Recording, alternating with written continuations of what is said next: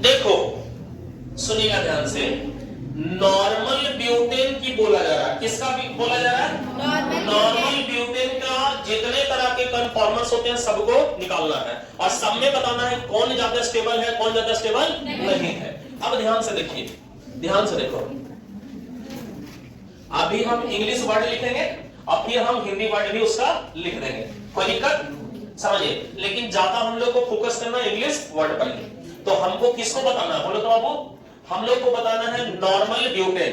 Normal butane के बीच में C2 और C3, जैसा समझिए नॉर्मल ब्यूटेन जो है CH3 CH2 CH2 CH3, तो ये रहा दूसरा कार्बन और ये रहा तीसरा कार्बन, तो इन दोनों के बीच में कितने तरह के कन्फॉर्मर्स बनेंगे उसको बताना है। बात समझ में आया? उसको बताना है, वो एक तरह का आइसोमरिज्म ही है। बात समझ में आया? तो आइए देखिए कैसे बनता है और कौन वाला ज्यादा स्टेबल होता है, कौन वाला नहीं स्टेबल होता है, कौन कम स्टेबल होता है, कौन सबसे ज्यादा स्टेबल होता है। मतलब जब घूमेगा, तुमको हम पढ़ाए कि बाबू ऐसे से घूमता है, तो एक क्वेश्चन ये होना चाहिए ना कि सर घूमता है ना, कौन सबसे ज्यादा स्टेबल होगा, कौन कम स्टेबल होगा। बात तो समझो। आइए ध्यान से देखते हैं, अगर हम बात करते हैं तो देखो, चलिए बना रहे हैं, यहां पे CH3, यहां एगो कार्बन है, यहां पे H, ये रहा H। इसके जस्ट पीछे हम दूसरी कलर से बना रहे हैं, पीछे वाला व्हाइट कलर से बना रहे हैं, पीछे में CH यहां पे 3 और यहां पे क्या है H और यहां पर भी क्या है H। इसको बोलते हैं इक्लिप्स्ड फॉर्म। इसको क्या बोलते हैं बाबू? Eclipsed form. इसको क्या बोलेगा? Eclipsed form. ध्यान से देखना, अगर तुम इसको 60 डिग्री एंगल पे घुमा दो, ध्यान से देखना कितना इंपॉर्टेंट था, मना क्यों कर रहे थे, उसी के लिए मना कर रहे थे। ये रहा अपना, अभी कोई नोट नहीं करेगा, चुपचाप देखते रहेगा। ये रहा, सुनिएगा ध्यान से, CH3H, हम मान के चल रहे हैं ये फ्रंट कार्बन है। ये कौन सा कार्बन है?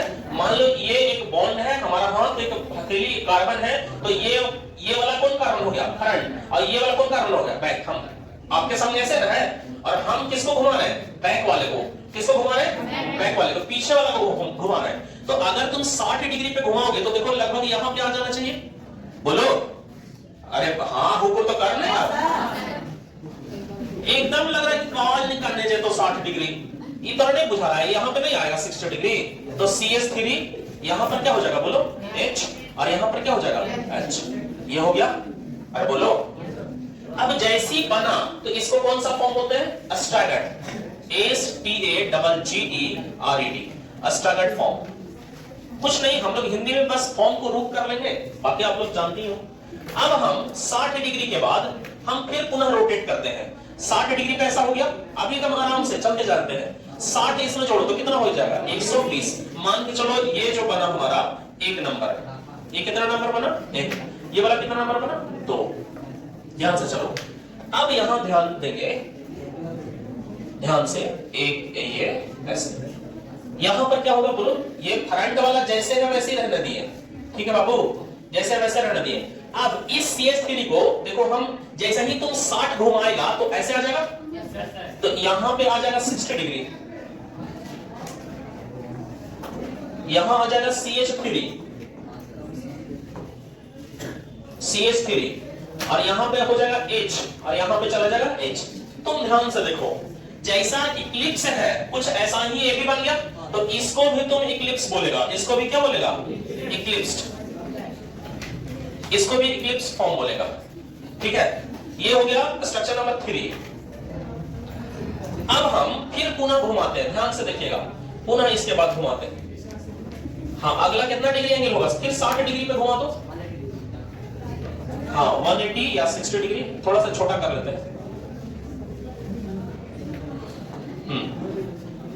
अब यहां के बाद हम यहां लाए, 120 में 60 जोड़ दो, 180 डिग्री, 180 डिग्री। ध्यान से देखिएगा, ये कुछ ऐसा रहा, फ्रंट वाले को जैसे हम वैसे छोड़ दिए।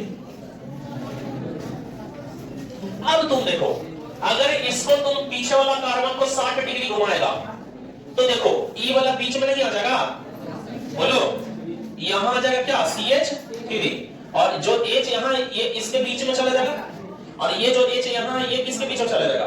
तो तुम देखो तो ई देखने में कैसा लग रहा है? स्टैगर्ड के जैसा लग रहा है कि नहीं? तो इसको भी क्या बोल दो? स्टैगर्ड। फॉर्म। अब ध्यान से सुनिएगा, फिर हम इसको कितना डिग्री घुमा देते हैं? 60 डिग्री। तो 60 डिग्री 180 में 60 जोड़ो, कितना हो जाएगा? 240। 240 240 डिग्री।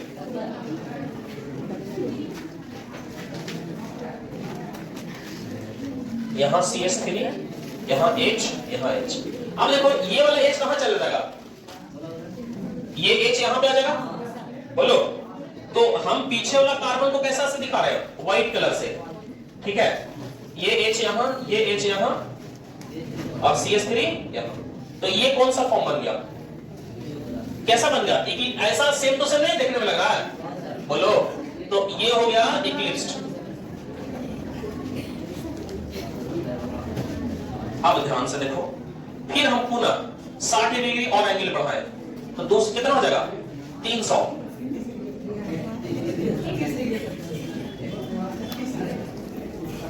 CH यहां पे क्या हो गया? यहां H, यहां H। अब देखो ध्यान से,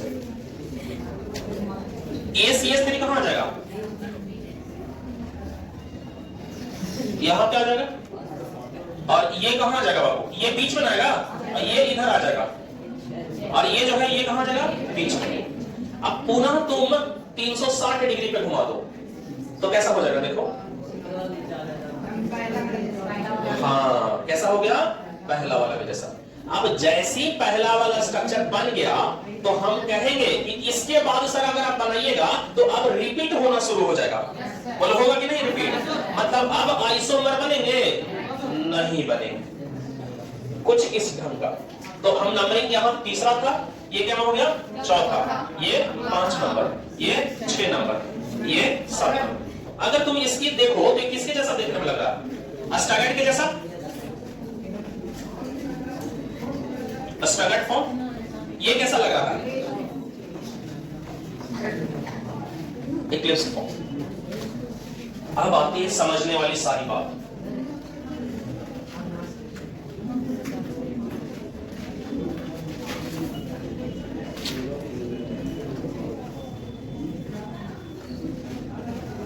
ध्यान से देखो भाई मेरे, आराम से देखो, ये इक्लिप्स्ड है, ठीक है। देखिए ये 1 नंबर वाला और 7 नंबर वाला दोनों क्या लग रहा है? सेम। तो 1 नंबर वाला और 7 नंबर वाला कैसा लग रहा है? सेम। देखो दोनों के दोनों इक्लिप्स्ड है, दोनों के दोनों कैसा है? इक्लिप्स्ड फॉर्म है। इसीलिए एक ही जैसा है, इसलिए पहला और 7वां को फुल्ली इक्लिप्स्ड फॉर्म बोलते हैं। Fully eclipsed form. तुम देखो ध्यान से बाबू, दूसरा नंबर अस्टागैट हुआ और एक और अस्टागैट हुआ, छठा नंबर अस्टागैट हुआ और एक और अस्टागैट हुआ, चौथा नंबर एक अस्टागैट हुआ। ध्यान से देखना, यही बता रहे हैं, चौथा नंबर भी अस्टागैट हुआ। ये रहा अपना 4 नंबर वाला। अब तुम देखो यहाँ पे CS3 एगो ग्रुप है बाबू, नीचे हाइड्रोजन, यहाँ पर भी CS3 है और यहाँ पे हाइड्रोजन, यहाँ पे CS3 है लेकिन यहाँ पर हाइड्रोजन है नहीं, ये CS3 बदल गया। मतलब आपको अगर कोई बोले तो सर पहला, दूसरा और छठा सेम है लेकिन चौथा वाला भी क्या है? थोड़ा सा इसमें क्या हो गया? डिफरेंट। आप देखिए सुनिए, पहला वाला और जो हम दूसरा वाला जो है, ये दूसरा वाला और ये छठा, दोनों के दोनों ऊपर CS3 नीचे हाइड्रोजन, ऊपर CS3 नीचे हाइड्रोजन, दोनों सेम है कि नहीं? सेम होने के कारण इसको अलग नाम दिया गया है जिसका नाम है गौच अस्टागैट फॉर्म। इसका नाम क्या है बाबू? बोलो, gauche staggered form. GAUCHE, gauche staggered form. इसको क्या बोला गया है? बोलो तो, गौच अस्टागैट फॉर्म। और इसको भी तुम क्या बोल देगा? बोलो, गौच अस्टागैट फॉर्म। ध्यान से देखो, अब ये वाला दोनों सेम है लेकिन ये भी सारा अस्टागैट है, लेकिन इनकी बनावट क्या है? अलग। तो इसको अलग होने के कारण बिल्कुल अलग है, इसलिए इसको बोलेंगे एंटी अस्टागैट फॉर्म। इसका नाम क्या है? Anti staggered form. Anti staggered form. अब ध्यान से देखो, अब देखो ये फुल्ली इक्लिप्स है तो 7वां वाला सेम टू सेम एक जैसा है, तो ये भी 7वां वाला भी क्या हो जाएगा? Fully eclipsed.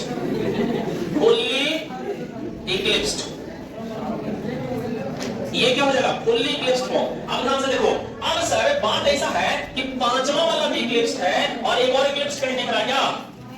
तीसरा वाला तो सुनिए, इसको बोला जाता है पार्शियल, आंशिक, आंशिक। इसको क्या नाम हो जाएगा बोलो तो?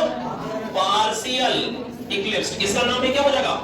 Partial Eclipse form. अब मेरी बातों को ध्यान से देखो, यहीं पे क्वेश्चन पूछता है। जेई में कैसे क्वेश्चन पूछेगा, नीट में कैसे क्वेश्चन पूछेगा, देख ध्यान से देखो।